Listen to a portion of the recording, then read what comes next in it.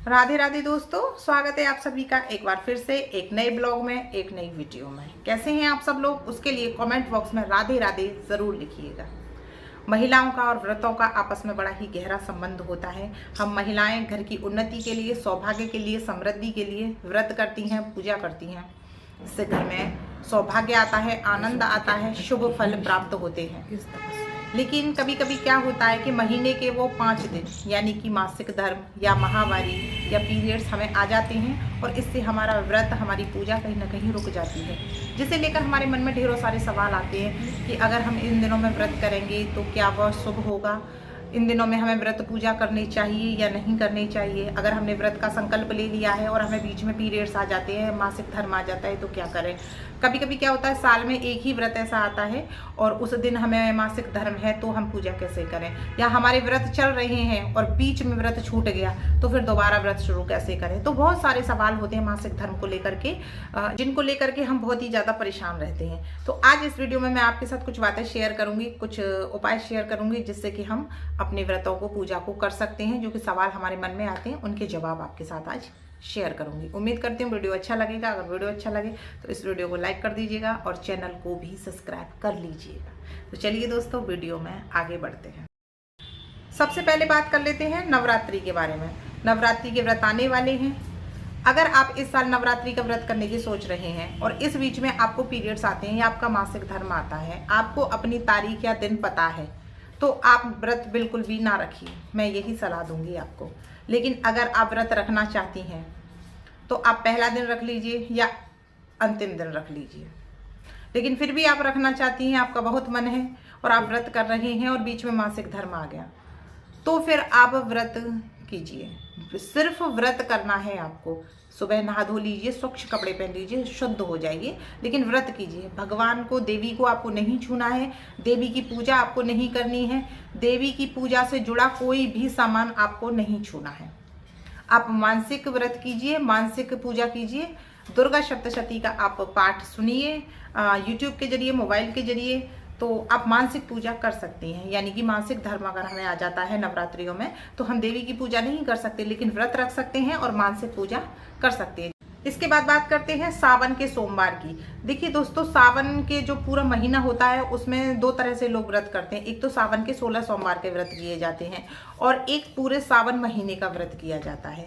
तो अगर सावन के पूरे महीने का व्रत अगर आप कर रहे हैं, कुछ मेरी बहनें हैं जो कि सावन के पूरे महीने में फलाहार रहकर व्रत करते हैं, भगवान शिव की डेली पूजा अर्चना करते हैं, भगवान शिव का अभिषेक करते हैं पार्थिव शिवलिंग बना करके। तो अगर आपको बीच में मासिक धर्म आ गया तो आप उतने दिन व्रत ना कीजिए, उतने दिनों को आप छोड़ दीजिए। और अगर आपका मासिक धर्म ठीक हो जाता है, जैसे कि 5वें दिन शुद्धिकरण माना जाता है, लेकिन कहीं कहीं अलग अलग क्षेत्रों में अलग अलग नियम होते हैं। कहीं 6वें दिन माना जाता है, कहीं 7वें दिन माना जाता है। और हमारे शास्त्रों में भगवान शिव की जो पूजा है वह मासिक धर्म के 7वें दिन से मानी जाती है। यानी कि भगवान शिव की पूजा के लिए जो शुद्धिकरण है वह 7वें दिन का माना जाता है। तो आपको, आपके क्षेत्र में जो भी रिवाजें हैं उस हिसाब से जिस दिन आप शुद्ध हो जाती हैं उस दिन से फिर आप पूजा करना शुरू कीजिए। यानी कि श्रावण के पूरे महीने में अगर आप व्रत रख रहे हैं, पूरे महीने की पूजा रखी का संकल्प आपने लिया है, तो आप उन दिनों को छोड़ करके व्रत कर सकते हैं।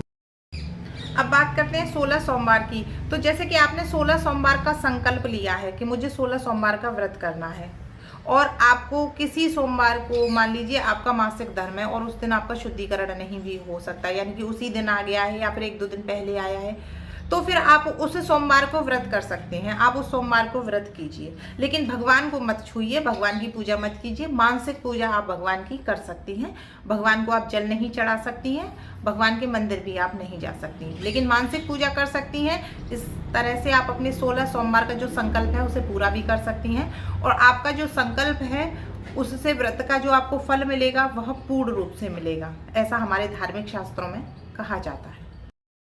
अब बात करते हैं करवा चौथ के व्रत के बारे में। कभी कभी क्या होता है कि साल में एक ही बार करवा चौथ का व्रत आता है और कभी कभी हमको, जैसे कि हमने आज करवा चौथ के व्रत का संकल्प लिया और हमें दोपहर में ही मासिक धर्म आ गया या फिर हमें सुबह में ही मासिक धर्म आ गया, तो फिर अब हम क्या करें। तो आप उस दिन नहा धोकर स्वच्छ हो जाइए, कपड़े पहनिए स्वच्छ, मानसिक रूप से पूजा कीजिए, व्रत रहिए, लेकिन पूजा से जुड़ी किसी भी चीज को आप छूइए मत। आपके घर में अगर कोई है, जैसे कि आपके पति हैं मान लीजिए, तो आप अपने पति से वो पूजा अर्चना करवा सकती हैं, अपनी जेठानी या देवरानी से वो पूजा अर्चना करवा सकती हैं। चंद्रमा को जो अर्घ देते हैं दोस्तों, वो अर्घ भी आप मत दीजिए, वो आप अर्घ अपने पति से दिलवाइए अगर आपको मासिक धर्म है तो। लेकिन सिर्फ दूर से खड़े होकर के आप चंद्रमा के दर्शन कर सकती हैं, उन्हें प्रणाम कर सकती हैं, लेकिन आप उनको अर्घ भी नहीं दे सकती हैं। इसके अलावा और भी कई सारे व्रत, सारी पूजाएं, अगर आपने सुबह में ही संकल्प ले लिया है कि आज हम व्रत करेंगे और हमको मासिक धर्म आ जाता है, पीरियड्स आ जाते हैं, तो फिर आप उस पूजा से जुड़ी किसी भी चीज को हाथ ना लगाइए, क्योंकि उससे अशुद्धि मानी जाती है। और भगवान के मंदिर में भी ना जाइए, सिर्फ मानसिक पूजा कीजिए अगर आपने संकल्प ले लिया है। और अगर आपके संकल्प लेने से पहले ही मासिक धर्म आ गया है तो फिर उस व्रत का संकल्प आप मत लीजिए, जब तक कि जरूरी ना हो। आई होप वीडियो अच्छा लगा होगा। वीडियो कैसा लगा, जानकारी कैसी लगी, कमेंट करके ज़रूर बताइएगा। राधे राधे।